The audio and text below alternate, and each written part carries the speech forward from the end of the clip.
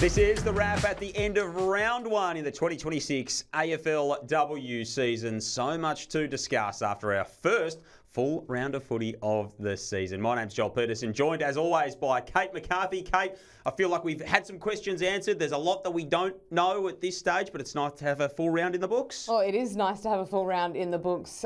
Bear with me tonight. I've watched 18 games of football over the past 4 days, so this could go either way, but how good is it to have women's footy back and have a full round and see every team out there? Yeah, absolutely. It's such an exciting prospect to be in the thick of a new season. Now, let's take a look at our round results from across the course of the weekend. Of course, we got started last Sunday with the Spuds game doubleheader. Thursday night, the D's took care of the Hawks, and then we rolled through a pretty intriguing Sunday afternoon as well. It was. It was a good round of footy, really. Some surprise results, I think, that may have surprised a few people. For me, if I had to pick match of the round, we've already done a show on Sunday last week, so we'll leave that one out of it. I think Adelaide and the Swans was the match of the round for mine. Some great quality footy, two new sides, which we're going to get to just a minute. Yeah, absolutely. On the Oval, it was a great atmosphere there today as well. Let's take a look at the ladder as it stands after round one, of course. This will change. North are at the top. Yeah, there's one thing there that hasn't changed in a little while. So 28 straight wins for the Kangaroos. They are on top. Brisbane third, so that's as expected. And unfortunately for Geelong, not the way they wanted to start their campaign. Well, I'm sure that'll all sort of shift itself out as we go. But yes, North Melbourne at the top.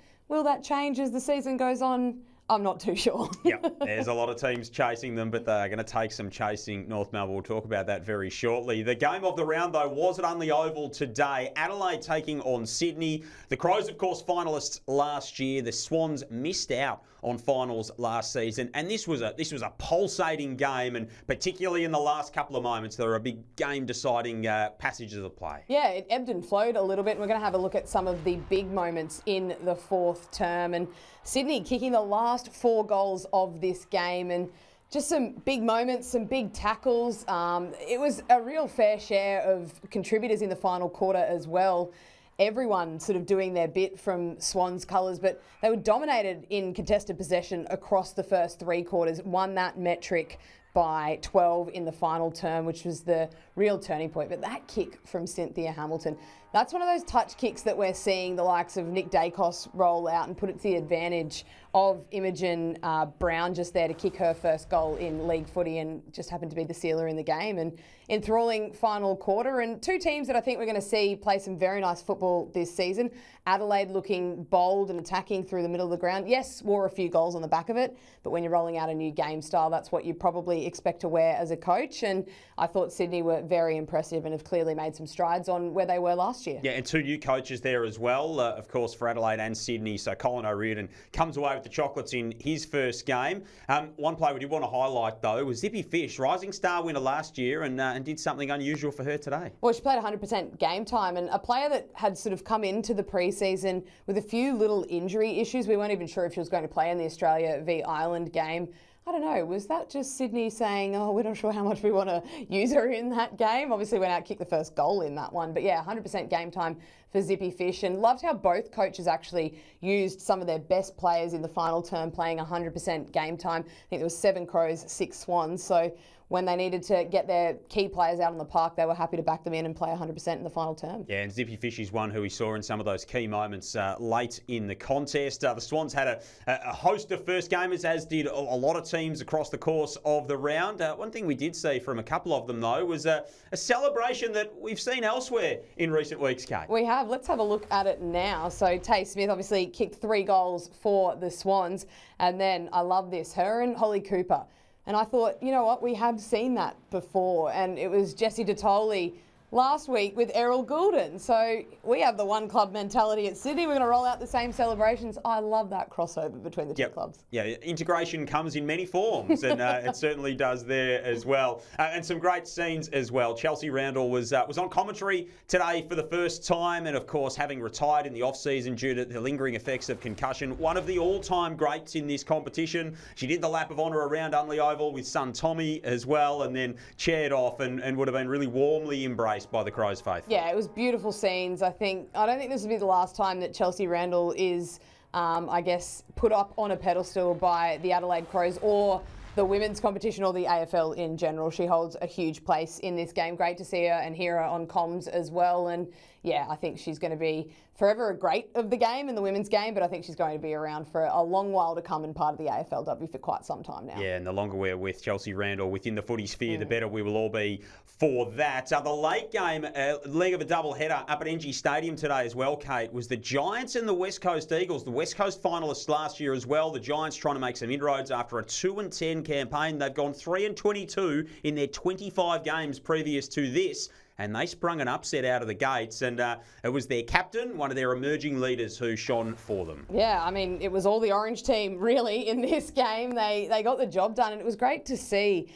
Tiny Evans kicks 3 in this game, and some nice passages of ball movement. And this was there last year for the Giants, but it was just that last kick or the last kick inside 50 that let them down with their efficiency in front of goal. And it was really good to see them be able to link up. I mean, the Eagles did all they could to take this to the Giants, and they just kept finding another gear. That goal from Beck Beeson, this is the next centre bounce clearance where she gets the handball and then goes through and kicks it from just outside the centre square. So 2 in less than a minute for Beck Beeson, ended up kicking 3 goals in the game. And how good is it to have Elise Parker back playing AFLW? Played pretty much 2 quarters of last year, and we know how important she is to their structure, their clearance. She had 23 possessions, 10 clearances, 19 of her 23 were contested and 8 tackles. So she's able to get in, do the grunt work, so the likes of Beeson can get the ball more on the outside and then be able to deliver it to the forwards. So a great performance from the Giants. And one thing they did do was curb the influence of Ella Roberts as well. Yeah, she only had the 15 disposals, kicked a goal as well, so still had impact on the game. Let's not discount her of that fact. But it was Grace Koch that did the job. And this is something that you'd expect to see now. Ella Roberts widely touted as the best player, if not one of the best players in the competition. And she's going to have to work through, and I think her teammates are going to have to help her work through this. Daisy Pearce will help coach her through it as well. But I think it's probably a sign of things to come. But 15 and a goal, it's not like she had no impact on the game, let's be completely honest. But yeah, it'll be interesting to see how other teams approach playing Ella Roberts and what they're able to do, and if players are able to go with her for the full 4 quarters. Yeah, her lowest disposal tally since 2023, so only one measure, but down on her usual output today was Ella Roberts, and very well held. There was a little bit of spite in this game. The Giants wrested control of the contest in the third quarter particularly, and then at the end of the third term, Kate, it all just boiled over. Yeah, it did. It was post a shot at goal, and Kelly Gibson, known to, I guess, just ruffle some feathers at times and push the line, but everyone's sort of coming in from everywhere at one point to separate. But I liked the role of Bella Lewis here, just taking Kelly Gibson to the side, settling her down, getting back towards the huddle for the 3-quarter time break. But we love to see a bit of feeling in the AFLW, don't we? Indeed. Some good leadership from Bella Lewis there as well. The early game on Saturday, one of the other double headers of the round, it was North Melbourne and Geelong. And it all started, of course, with Geelong leading by a point at quarter time. It was a big day for the Roos, though. They unfurled their premiership flag, back-to-back champions, of course. And this was a nice celebration which came after they played. Yes, I think it was because that man on screen didn't probably want it to happen before. And we all know Crockies very much live in the moment. We're done with last season. Yes, we've enjoyed it. Yes, we've celebrated it. But a really nice moment for them to be able to do that, especially having a double header as well. So having a lot of the football club fans there to support the women's, support the men's team as well, and unfurl the premiership flag. And yeah, it was business as usual for the Roos, wasn't it? Yeah, it was. So Geelong led them at quarter time, and you thought, gee, they could be a sniff in this game, this Geelong team, but the Kangaroos just overran them, as they do, and that was the standout feature from their game, was their run, and it just came in waves. Yeah, no surprise to anyone that it was their running through the middle and their numbers through the middle of the ground. We're going to see Garner and Riddell involved in this, the usual customers as well. Just the run and gun, so both of them had 35. Garner 11 score involvements and Riddell 9. But have a look at this. This is a transition play. And as we freeze it there is one Geelong player that has transitioned quicker than her North Melbourne opponent. That, I know there's a lot spoken about who they've got on their list and how they've been able to retain talent. That does not come down to talent. That comes down to sheer effort, to knowing when the ball's in contest and when you need to get the job done, and knowing when you've won it and you can go, and the effort and the drive to get forward of the footy and be attacking.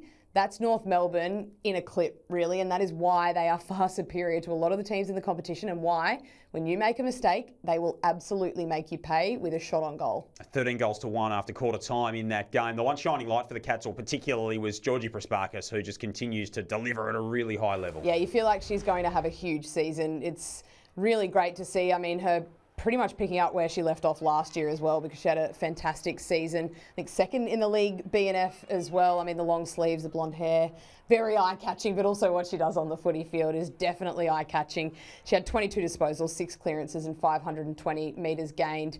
She played really well. I thought the Geelong midfield played pretty well on a whole, considering who they were matching up against. And I think Georgie Prasparkas is in for a massive 2026. Yep, they've got a big challenge next week. They'll go down the highway back at home to face the Saints in a doubleheader next Saturday afternoon. One of the other games played today out west. The first game at Coburn at AFLW, the redeveloped facility there, the home of Fremantle, and it was always pitted as Mimstrong versus Matilda Scholes, the two key rucks, the All-Australian ruck of last year, one of the rising stars of the competition, and this battle was always going to have an influence on the outcome. Yeah, it was, and it was interesting to see. I think their ability to get it done in the ruck was one thing, and then their ability to move around ground level. I mean, both of these players so good at giving their team first use. Numbers alone, Scholes had 25 hitouts and 10 to advantage, 16 disposals and 4 marks.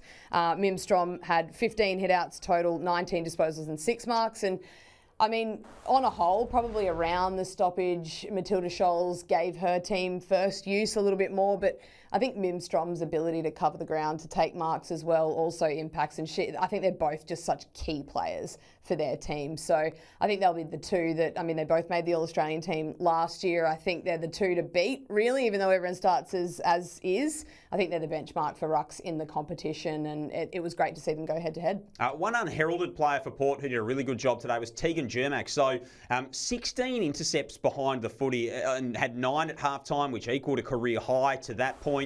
She was outstanding for Port Adelaide. Yeah, it was a really good, strong defensive effort from the group across the board, and clearly they've done a lot of work on their defence and their setup behind the ball as well, being able to own their one-on-one or when to fly. But yeah, 5 marks, 19 disposals, a really, really strong afternoon out. And I think probably the flip side of this, like, take nothing away from Port Adelaide, they were great. They got their defence set. They made it really hard for Fremantle to score. But I think Fremantle would be largely pretty disappointed with how they played this afternoon. I think they're constant. It was almost death by 1,000 cuts watching the game. And I think they alluded to Lisa Webb addressing it in the quarter-time break, that if we're going to continue to kick long out of the midfield to their numbers, well, nothing's going to happen. And it was constant intercept after intercept. And finally, later in the game, they started to get their handball game going at the source and not just dumping it long. But Eden Zanker, they've got her over to play a key forward role.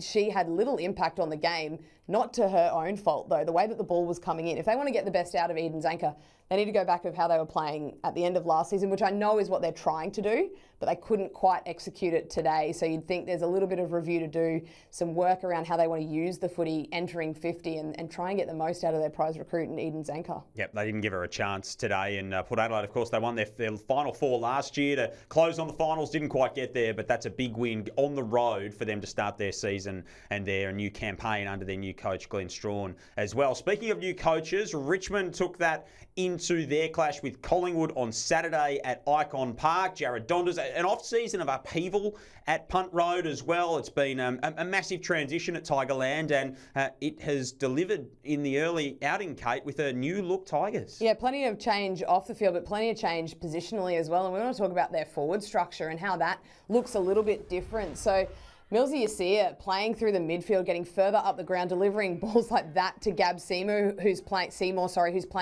more as that permanent fixture in the forward line. Katie Brennan playing further up the field because the number 1 draft pick, Olivia Walmarans, is playing deeper towards goal. Caitlin Greiser also that sort of second deep forward too. I love it. It clicked. It worked. We saw the best out of probably every player I just named. Poppy Kelly also getting the chance to play almost solo ruck, and really nice moment post-match. We know how much Brendan Fowler loves this group, but he loves Liv Walmarans and loves what he's been able to do to work with her, obviously living together for a while there as well. I'm not sure if they still are, but definitely were when she first came to the club. I think when Fev was in charge of dinner, it was always Uber Eats, so maybe not the best influence at times from Fev, but no, it's great. I love what he's giving to the club, but I love what this club has given to Fev as well. It's reignited his love for footy, and their forward structure looked really, really nice against Collingwood. Yeah, it did, and their midfield was an interesting dynamic too. So a couple of new faces in there. Of course, they're doing it all without Ali McKenzie at the moment. So Gab Seymour was solo co-captain out there for Richmond. Monconti, we know, but then a new face joined her in the middle and made a real impact. Yeah, well, keep an eye on these two. We're calling them the dynamic duo from the Tigers, but I think their ability to work together at times, be in and under, obviously really strong contested players, but we know how good Mon can be when she gets on the outside of a contest as well. 6 score involvements apiece, 7 clearances, 4 to Sierra Greaves as well. And I think Sierra Greaves having another pre-season under her belt, she found plenty of the footy at underage level, just worked her way into the side at the end of last year and has clearly taken her game to yet another level as an inside mid. And I can't wait to watch those two go about their footy in 2026 together. Yeah, a few players that are sort of having that second year bump, which is really nice to see earlier in their campaign. So a nice win for Richmond to kick off their campaign as well. And earlier in the weekend, we saw Melbourne and Hawthorn at Icon Park. Also, that was Thursday night. It feels like half an eternity ago that we go all the way back to Thursday night with AFLW in the spotlight, which was fantastic to see. Melbourne and Hawthorn, 2 teams that feel like they've got claims to a top 4 spot, and 2 teams that also have some new faces who impressed. Mia Austin at one end and Jack Dupay at the other for the Hawks. Yeah, Jack Dupay is going to really, I guess, repay the faith that Hawthorn had to get her across. One can play in the ruck, but I loved what she could do in the forward line. She took a number of marks in that area, 9 marks total, 6 of them inside 50, and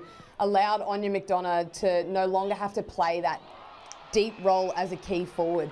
She's undersized at the best of times, but Dupay allows her to get further up the ground. And then on the other side of the equation, I mean, Dupay kicking 1 goal, 3, but Mia Austin kicked 4 goals straight in this game and was able to really impact from the start. And yes, a few of these are out the back goals and goals that maybe came from further up the field, but she was always there. She led up at the footy, and she allowed a player that we're going to talk about in a moment in Taylor Harris to play further up the ground as a true centre-half forward. She played as the deepest key forward, but she's so mobile, so if the ball gets out the back, she's always a chance at beating her opponent back. So those 2 players really giving back to the teams that went and recruited them in the off-season. Yep, and Taylor Harris, I felt like I was watching 2019 Carlton Taylor Harris, just with the way that she was moving around the ground. And we've seen it in flashes over her time at Melbourne, but this was a 4-quarter performance of substance. Hey, don't forget 2017 Brisbane Taylor Harris as well. She Yes. was a pretty good player. Oh, yeah. But I thought last year her prelim final was one of the best games I've seen her play in quite some time. Melbourne as a whole played a great game, but Tay, I think, on Thursday night showed that she's had a really injury-free few years now, and she's able to do the things that she could do previously and trust her body. But this, when she's laying tackles as sort of that stalking high half forward and laying tackles on the opposition midfielders, that's how you know she's up for the fight. Loves the contact, loves the physicality of footy, and I love seeing that version of Taylor Harris. And hopefully we see it for the rest of the season, because she's going to be a force to be reckoned with in 2026 if she can keep that form up. Yeah, great story last week on Women's.AFL and the AFLW official app as well about some of the different things that she's doing in her pre-season and her preparation to keep her right at the peak of her performance too. So go and check that one out on the AFLW Live official app to find out a little bit more about how Taylor Harris is finding her best. Now, this is, of course, the wrap. We're not going to hit every team every single week from across the course of the results. So we know that Brisbane beat Essendon today. We know that the Western Bulldogs beat the Gold Coast Suns on Saturday night. So we will touch on those teams in the coming weeks. Before we do, though, we want to jump into Educate. Before we start Educate, I want to rattle off a name, Kate Hoare. Everyone knows I'm obsessed with Kate Hoare. What a shock. We're bringing up Kate Hoare on this one of the program. best players in the competition. But if you're coaching the opposition and Kate Hoare is in the other team, you'd think you'd put a bit of prep into her, wouldn't you?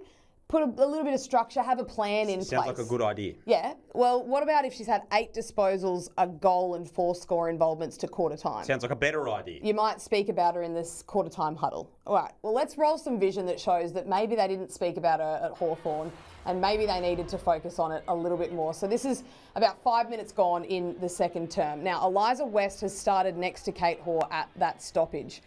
Then she works all the way forward, gets completely free in the forward pocket. Yes, doesn't make them pay with 6 points, but has yet another shot on goal. This is how it plays out. So her direct opponent there is Eliza West. She goes hunting the footy to try and help out at that neck contest, which is fine as long as you impact. But then from that point on, no one picks up Kate Hoare. There's no handover. Here, Casey Sheriff at the top of the screen is trying to hand her over because she needs to take Taylor Harris. The ball goes back into contest, so no one... Then Melbourne have won the ball back to start with. Then it goes back into contest. Hawthorn win it again. There is no one that has looked at, referenced or gone to Kate Hoare in the entire passage of this play. And guess what? She's going to make you pay. She's going to get on the end of it and have a shot at goal. I wouldn't mind if we watched that and 3 players from Hawthorn went to Kate Hoare and then there's another player free for a handball received. I just feel like we're at a point now in AFLW where there are genuine players that will take the game away from you if you don't pay them the respect they deserve. Kate Hoare's one of them, Jazz Garner's another. Ella Roberts, we saw GWS go in with a plan against Ella Roberts. If you don't have a plan against these players, they're going to make you pay. Yes, 1 goal 4 on the night for Kate Hoare. She kicks straight. She single-handedly almost takes that game away from Hawthorn in the first half, if not quarter. I just think a little bit of more prep needs to go in. Now that we're getting more professional in the AFLW, they've got time to dedicate to, vision, oppo analysis.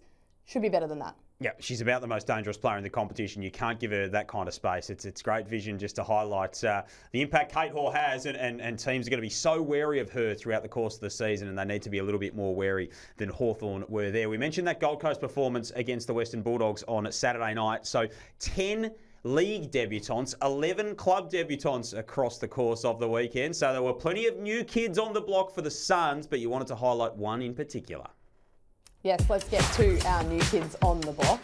And where we want to get to with this is our Ava Usher highlights. And yep. Ava Usher, all right, so she has come into this side. Her link up with Havana Harris is something that was incredible. So they're building a little bit of synergy here at the Gold Coast, but she is going to be someone that genuinely takes this competition by storm. 3 behinds on the night, yes, didn't quite hit the final kick as she needed to, but 16 disposals, 11 of those contested, lays a number of tackles as well. She's a pressure high half forward, can play through the midfield, and I absolutely love what Ava Usher is doing up at the Gold Coast. The next one I want to look at is a Brisbane player, Marlo Graham, who had a very nice afternoon out at Windy Hill.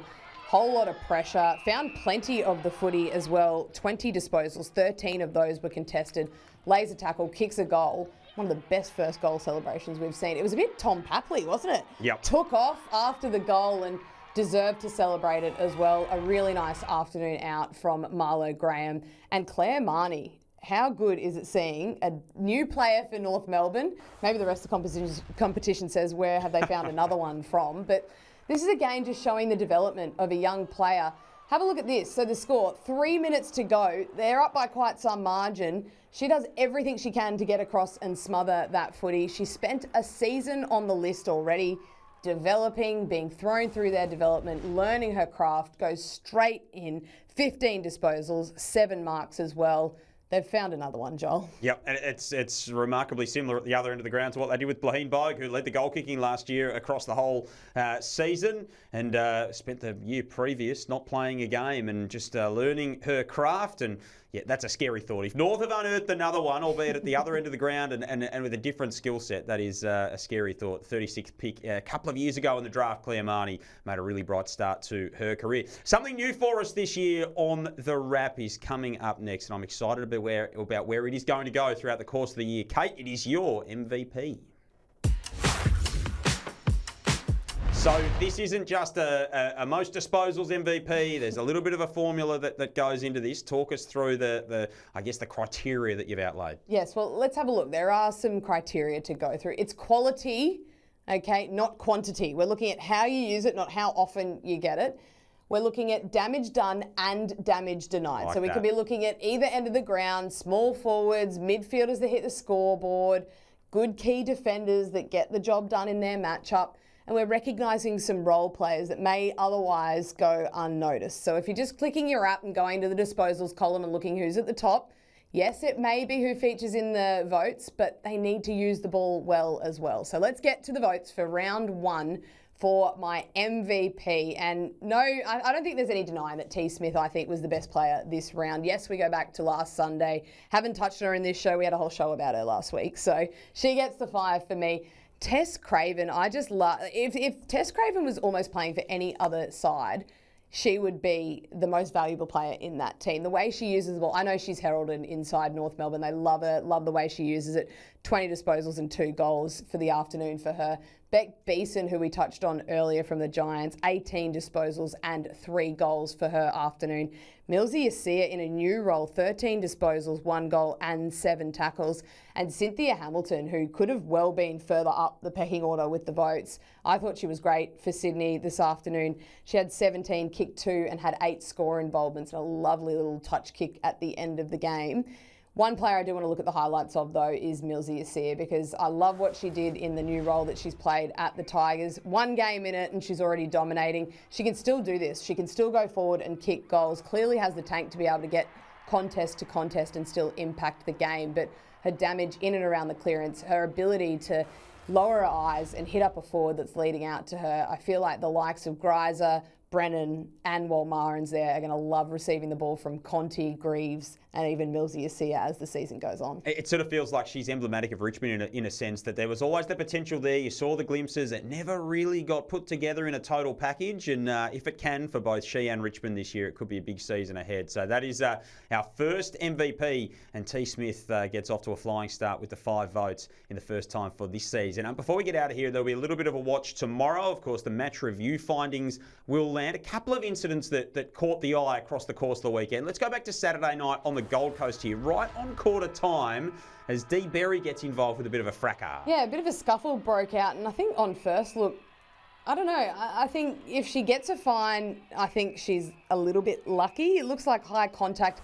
I mean, the only thing that could sort of, I guess, aid her is the force and no player that sort of was taken off the ground with any concussion issues, but probably not the best look happening right on the stroke of quarter time. Is it a reportable offence? That would be one question that I the more I watched it, I thought, I don't exactly know where it fits. Yeah, it's hard to tell sometimes. I don't think there's a strike. I think at the most it's sort of a few little jumper punches here and there, but it'll be an interesting watch for the MRO, that one. And then you might get a fine for inciting a melee out of that because there was the big fracas that comes out of it. So you imagine that'll come up tomorrow. And then this one with one of the genuine stars of the competition, someone we highlighted earlier with Conti with this bump early in the second term. Yeah, probably clumsy more than anything from Mon. Just, I don't know, she probably looks like she does elect to bump because she's not lowering her height to have a genuine play on the footy. So I think another thing that aids her is Runnels played out the remainder of the game, so you think the impact probably on the lower end, which means she probably escapes with a fine. But yeah, not a genuine play on the footy. May elect to bump and tuck, but